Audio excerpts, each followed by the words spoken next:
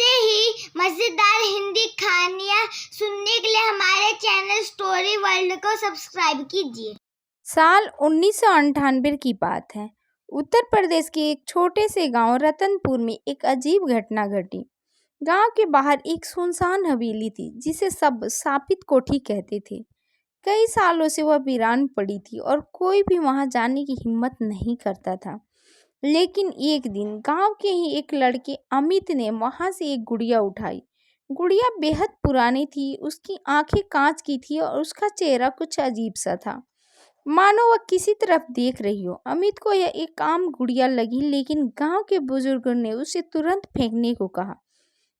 यह गुड़िया नहीं, श्राप है, गांव के सबसे बुजुर्ग आदमी बाबा रघुवीर ने कहा। अमित ने हंसते हुए उनकी बात टाल दी और गुड़िया अपने घर ले आया। पर उसी रात कुछ अजीब हुआ। आधी रात को जब पूरा गांव सो रहा था तो अमित के घर से तेज चीखें आने लगी। गांव वाले दौड़कर वहां पहुंचे तो देखा कि अमित पसीने में भीगा हुआ जमीन पर बैठा कांप रहा था। वह हिल रही थी। अमित ने कांपती आवाज में कहा। गांव वालों ने देखा गुड़िया ठीक उसी जगह बैठी थी जहां अमित ने उसे रखा था, लेकिन अब उसके चेहरे पर एक अजीब सी मुस्कान थी।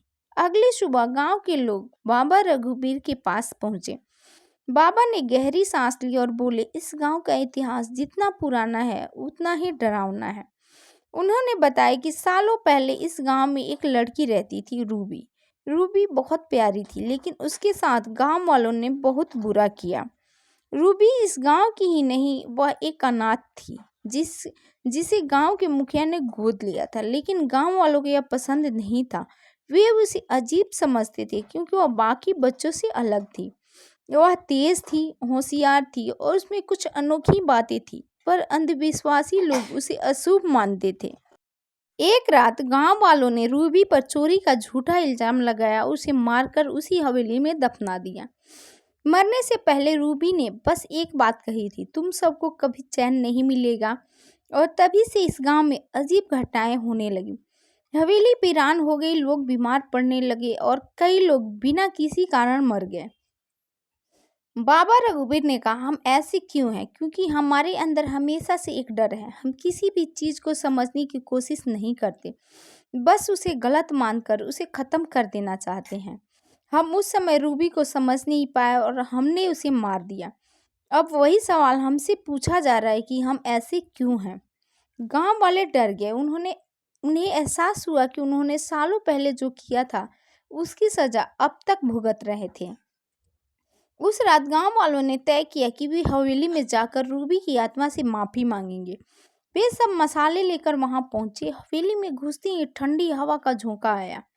अंदर एक पुराना लकड़ी का बक्सा रखा था। बाबा रघुवीर ने कांपते हाथों से उसे खोला। बक्से के अंदर वही गुड़िया रखी थी। जैसे ही उन्होंने गुड़िया उठाई, वहां एक हल्की सी आवाज गूंजी, क्या अब भी मैं दोषी हूँ? गांव के सभी लोग एक दूसरे को देखने लगे। उनकी आंखों में पश्चाताप था। उन्होंने जोर से कहा, नहीं, तुम दोषी नहीं थी, दोषी हम थे। इतना सुनते ही हवेली की दीवारें हिलने लगी, हवा और ठंडी हो गई और फिर सब शांत हो गया।